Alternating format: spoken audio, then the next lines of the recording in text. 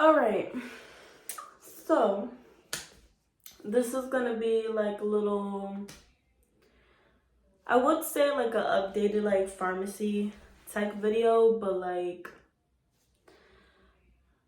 this is more so gonna be just, I guess maybe a part two, because I think the first one was just me talking about like my experiences of being a pharmacy tech. But a little bit today, what I'm gonna go through with this video is my experiences, as in like the customers that I, you know, come in contact with every day, and then along with just the environment of my job, and a more so how stressful it can be sometimes. So I just really want this to be as raw, as truthful as possible, because working as a pharmacy tech is a really hard job. It's definitely stressful, and I do commend people that truly stick around for years and years doing this faithfully.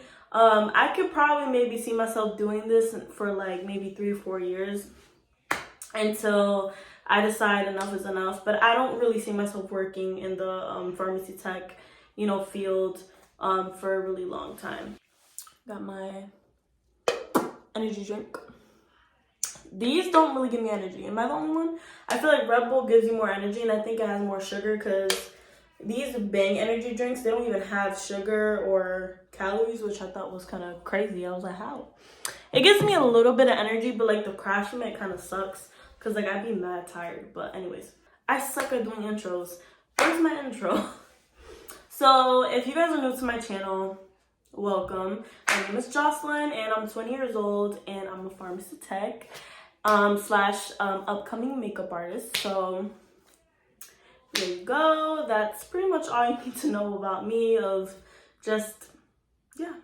I might do like a get to know me video one day, whenever I get the chance to, because editing and all this stuff and like doing videos is just it's a lot of work, and it's really like time consuming. I got hired December 3rd of 2021. And it's gonna be a year on December 3rd. It's almost December 3rd, and it's gonna be a year pretty soon that I've been working for CVS. That's crazy, right? Crazy, right? That's freaking insane. That is definitely insane. But yeah, so pretty much when I started this job, I've literally watched a ton of videos, like a lot of like pharmacy tech videos, experiences, advice from a lot of people who've either worked at Walgreens or CVS specifically, or just in general, people who've worked as a pharmacy tech, even if it wasn't retail or just a hospital setting. But I do hear that hospital settings are less stressful than working in retail, because retail is way more stressful. It's super stressful. It really is. Yeah, so one of the things that I learned really quickly when I first started working, I started realizing when I started working for CVS, is how the customers are. I realized there are some nice customers.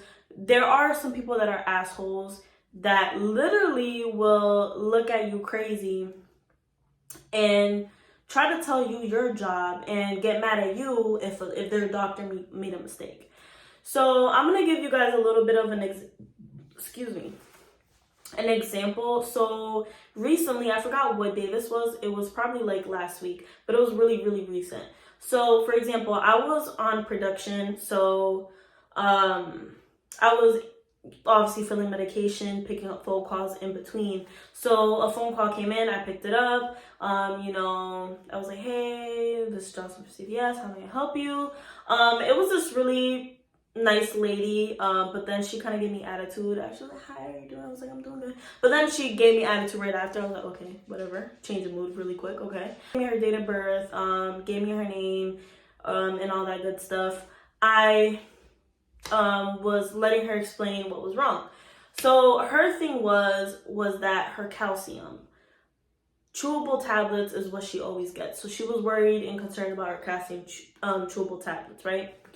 And she had mentioned that she didn't pick up those chewable tablets. She picked up pills, and she hates taking the horse pills because it's hard for her to swallow, and that's why she rather gets the chewable ones, because they're chewable and they're not hard to swallow, because they're chewable and it just dissolves in the mouth while she's chewing on it. She was upset, but she was kind of giving me attitude. I'm like, girl. I was like, okay, I get it. I was like, yeah, you're right. You did pick it up on this day. And I do see previously that before you've received this medication, the tablets instead of the chewables, you were consistently getting the chewables. And I was like, I completely understand that. And she was like, my doctor knows that I always get the chewables. I always get the chewables. And I was like, okay. I was like, I do see that your doctor had prescribed them in the past.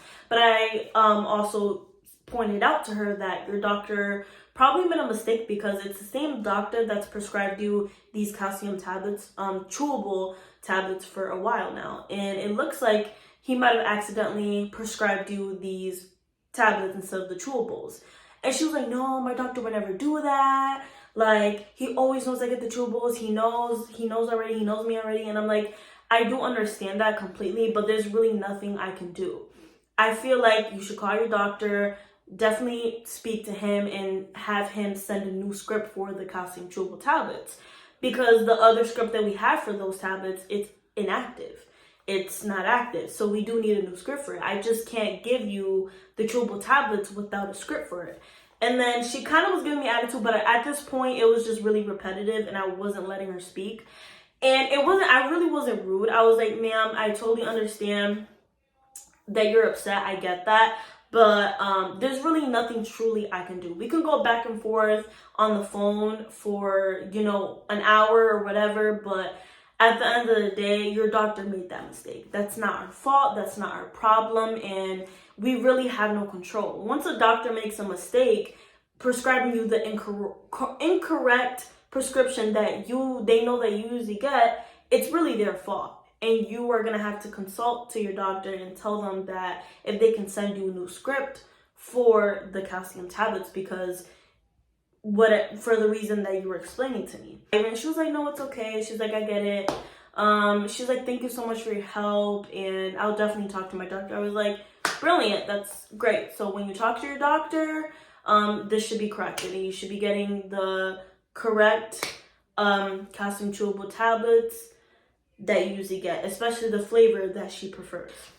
At CVS, all CVS's, you sell needles.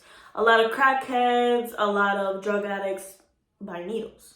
And you can't really refuse them a sale, because you can't really, look at them and be like, oh, they're drug addicts. And, but where I live, there's a lot of drug addicts. And a lot of them, I've seen them, in my store, they steal.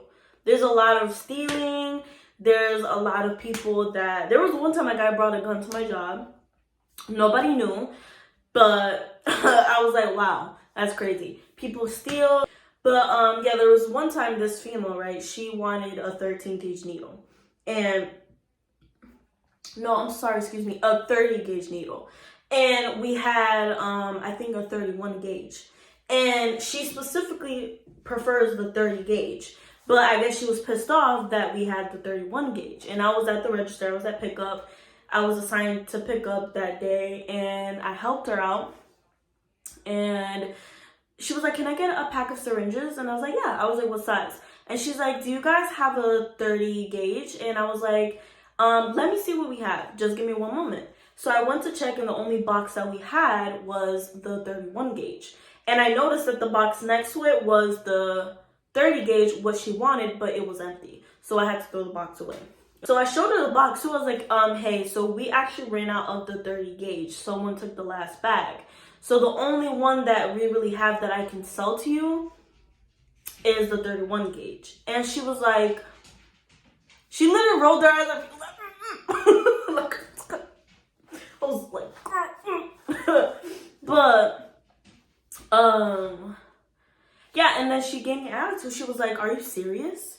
She said that to me like that. Are you serious? And I was like, I looked at her so confused. I was like, oh, it's just a 31 gauge. Like, it's not much of a difference. Like, even the pharmacist was like, it's not much of a difference. Like, I don't really see your problem. You guys don't have any back there that you can give me? I was like, and this is when I reciprocated her energy. Because I was like, you're not going to give me attitude because you want fucking needles. And I was like, well, the ones that we have back there are for prescriptions only. I'm not allowed to give you those. The ones that we have here in the front, right here, the register where I'm standing at, is what I can sell you. And if you don't want it, then there's nothing I can do or help you with. So if you don't want it, then I guess I don't really need to assist you. And then she was like, this is getting ridiculous. You guys never have 30 gauge. I'm going to be for real with you guys. We either run out of the 28 gauge or the 30 gauge really fast. So not a lot of people like the 30. I don't understand. Like, I don't get it. But people usually prefer the 28 gauge, the people that come to my pharmacy, or the 30 gauge. But we only had the 31 gauge. And she was so mad. But I gave her attitude back. I gave her like, I wasn't like crazy, like talking crazy, but I was like, I raised my voice just a little bit because you're not going to give me attitude because I don't have the needles that you want. People tend to say that, oh, CVS isn't so bad, you know, working for them in the pharmacy. It's not bad most days, but it's stressful and it's literally crazy sometimes that you just want to grab a gun and shoot yourself in the head. Like, it's crazy sometimes and it's ridiculous. So I'm gonna tell you guys another scenario, right? One time I actually peeped this. This is when the pharmacist was dealing with this one guy. I was closing that night, and I'm sorry, I got a message. I was like, the pharmacist was closing that night, and I was actually helping the guy at the register. So this one dude was like, I have a question. I was like, is it a question for me or for the pharmacist? And he's like, well, it has something to do regarding a pump, asthma pump. And I was like, if you have a question about the asthma pump, or whatever, just step down a consultation and the pharmacist will be right with you. I'm checking this guy out because he was picking up. I'm like overhearing, being nosy with the conversation. And I forgot how the hell this went down. But so it was just me in the pharmacy. I was by myself. It was just me and the pharmacist. I didn't have anyone else with me. So I was attending to pick up, to drop off, and production while the pharmacist was giving shots and also trying to verify prescriptions and all that good stuff. And also trying to help me in case some people were going to drop off. He was just saying, how long is the wait with, you know, for the pump? And he was like, we could fill it for you, but it is going to be an hour-long wait. He's like, are you serious? It's a box. All you got to do is scan it and bag it, and that's it. And I'm like, shit, I wish it was that easy. I'm like saying that, and I was like, I wish it was that easy. The pharmacist laughed and looked at me and was like, well, it's really not just scanning and packaging it. We have to make sure it goes through your insurance. Because there's times that we might go through these little problems in the system where, for whatever reason, they might reject us from filling it. Or we would have to freaking, if your insurance doesn't pay for that asthma pump that you used to get, which is Pro Air is discontinued. So for the most part, if people have like Be Healthy or whatever, they pay for like Ventolin and all that stuff, and Preventolin too. Just explained to him, and he's like, whatever. And in Spanish, because I understand Spanish, because I speak Spanish, I'm Puerto Rican, I'm Latina, so he literally walked off. And my pharmacist is I thought there was a fly.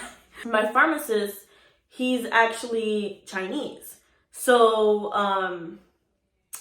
he literally was in Spanish saying, oh, like, these people are lazy, they never want to do anything, it's always an issue with them. And I'm like, what the hell? I was like, you over here saying that it's just scanning and putting in a bag, but really it isn't. If you want, I swear, there's some days that I want to say, do you want my badge? Like, do you want to do my job? So you know the struggle that I have to deal with your kind every day.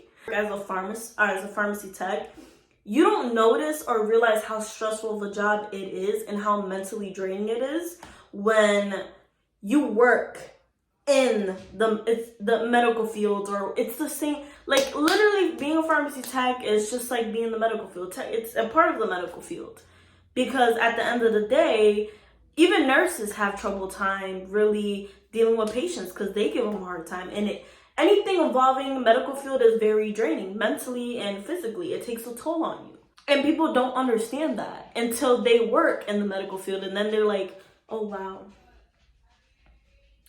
I understand now. Like, guys are not a team and you don't work together as a team. There's no way the pharmacy is going to function the way it's supposed to. You know what I mean? It has to be fair.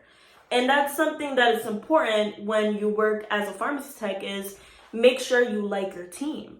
Because you might have maybe one person that just really isn't good with like teamwork and they suck at it and they don't really care. And you're going to have probably one person or maybe two. Or maybe everyone in your team sucks.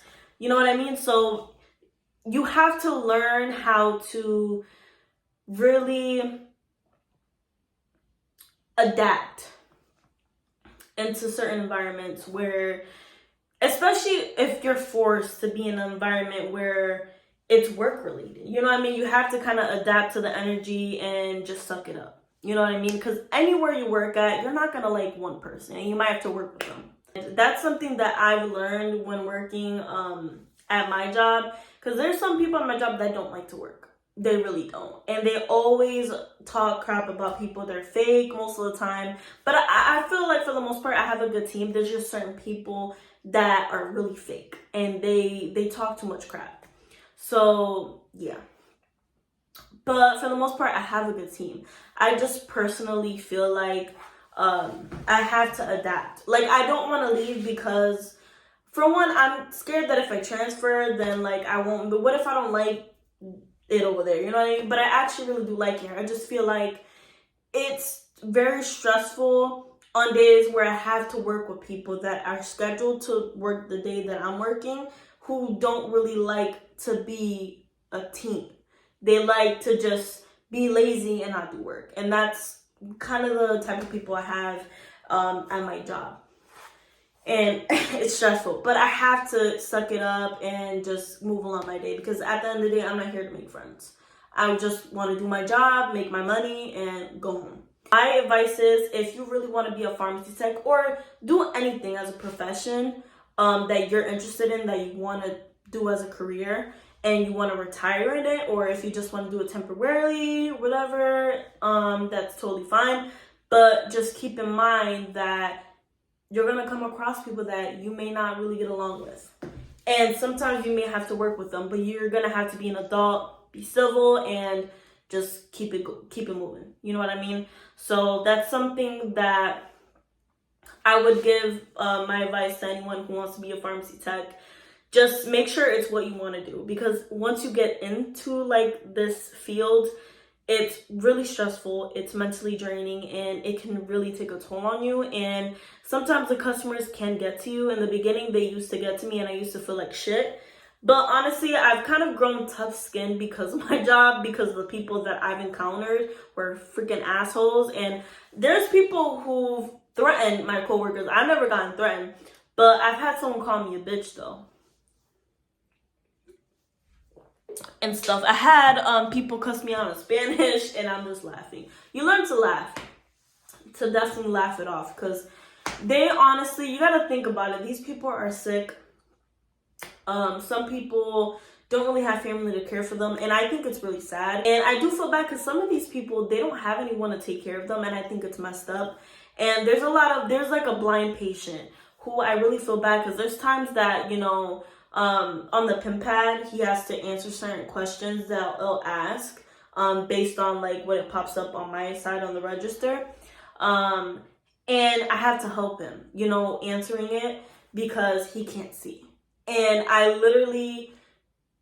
feel bad because he's so sweet. He always asks everyone that works in the pharmacy, how's your day? Hope everyone's day is well. He's a very great sweetheart. I do have my favorite customers that come, and a couple of them are like, what's up, like what's good, like what's up my pharmacy family. Like there's this one guy, his name is Reed, I believe that's his name. He is so sweet. He calls me Pockets though. He's like, what's up Pockets? Just like, I still don't know what he means by that. He's like, what's up Pockets? He's so sweet, and I wish people were like that in the pharmacy every day that you encounter, but it's never gonna be like that, especially in retail. But eventually, I will be taking my state exam before January, which I'm really excited about. That I have to study. I kind of haven't really been doing it, but I have to study because I gotta pass it. There's one lady that works at my job. Excuse me. Who's a pharmacy tech, and she's been working for CVS for like 20 something years, and she tells me that she still has trouble drop off. She still has to ask pharmacists for help. But keep that in mind, even people who've worked there for 20 plus years, they even have trouble themselves sometimes. Sometimes they get stuck, and including the pharmacist, and sometimes little mistakes are made. But hey, how can you learn if you don't make mistakes, right? So drop off, I'm still learning. I feel like the only reason why I haven't really progressed as much in drop off is because my pharmacist always puts me in our rotations. She always puts me at production because I'm really fast at filling. I'm just really great at it. But she sometimes puts me at drop off, and I tend to have trouble time with the insurance stuff. I tend to have trouble with the QT sometimes. But I could do them pretty fast, but I tend to have trouble with, inputting needles, like a prescription for needles. That can be really hard for me, especially if it pops up in QT. There's other stuff as well. There's a bunch of things that you do in drop off that is really challenging, I feel like. And sometimes, I don't think people really tell you how hard it really is, because even when the pharmacist, one of the pharmacists that, I'm sad that she left, transferred to another store. Before she left, she had 3 weeks that she was gonna be here at our location, and she was trying to really train most of the new people that were, either 2-3 months here, just to train them at drop off for the most part. Calling the insurances, because there's times that you will need to call the insurances, try to clarify some things.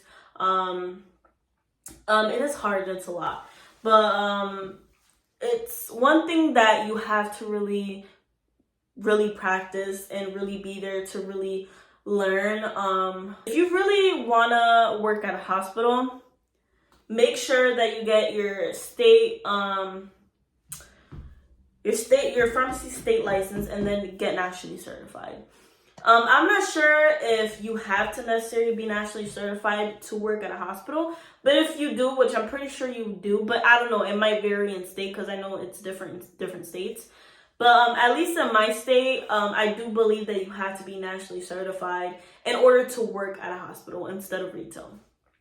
But that's one thing that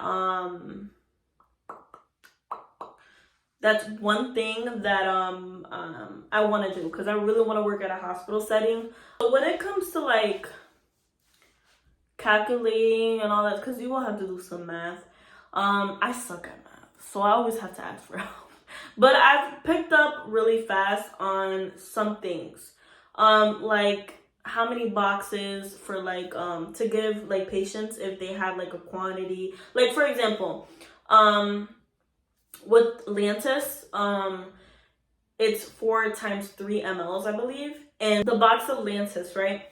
You're gonna see on some boxes, it may be different, which sometimes that's why it's confusing for me. So that's why I ask for help and make sure that I grab the correct amount of boxes that is prescribed for the patient for whatever insulin box it is. So let's just say, for example, Lantus, right? So on the box, it'll say 5 times 3 mLs. So for example, 5 times 3 is 15, right? So let's say that the doctor prescribed them 45 mLs. So you look at the box and you're like, so 5 times 3 mLs, right? 5 times 3, 15. I don't know if I'm explaining this right, but if I am, I hope it, because I still gotta explain this stuff, okay? So 5 times 3, 15. Let's say I grab another box. That's 30. But I need 45. So, let's add up 15 plus 15. 30. Add another 15, 45. So that's 45 mLs. That's how much you need. You need 3 boxes. Now, let's say the doctor prescribes a patient for Lantus and it's 15 mLs. So here you go. 5 times 3, 15. Boom, one box. They need just one box. Let's say that the doctor prescribes them 30 mLs. Okay. 5 times 3, 15. Add another 15.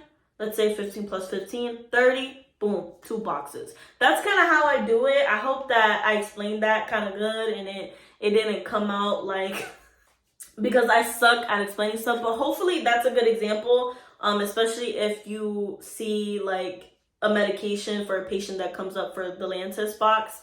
So there's the vials to the little cute Lantus little boxes. They're really cute. They're really small. But yeah, that's an example. So let's say, for example, for albuterol boxes, right? Let's say the doctor prescribes the patient 75 mLs. So you're like, let's go find where the boxes are. So when the label's print and you look at the back of the label, it's gonna give you like a number of where you're gonna see this medication, because everything is kind of just for medications to find them, they're underneath numbers and in different shelves. So let's say in your pharmacy, let's say you look at the back and on the front, it's obviously going to have the name of the medication, the NDC, and then how many mLs or the quantity of how much you're going to give this patient. So let's say for this albuterol, they want 75 mLs for this patient. You look in the back and you're like, where is this located? Where am I going to find a albuterol box, the solution? And 15. So I go to the shelf where it says 15, where it's marked, and I see the NDC that matches for that medication. So let's see. I look and see if I can like do the math for this, and I see it says 25 times 3 mLs or whatever heck it's brand. Because I forgot, I think it's mLs. Yeah, mLs, yeah. And you're like, okay, they need 75 mLs. But first, what's 25 times 3? So you're like, let's do the math. So 25 times 3 is 75. So boom, I just needed one box. So there you go, one box. And if there was a larger quantity, you'll just add another 75 and then keep adding it. So I've seen a lot of people really comment. I wanted to just point this out. I want to say thank you for everyone who's reached out to me either by email or DMs regarding my pharmacy tech videos, saying it was really helpful and that they really appreciated me sharing my experience.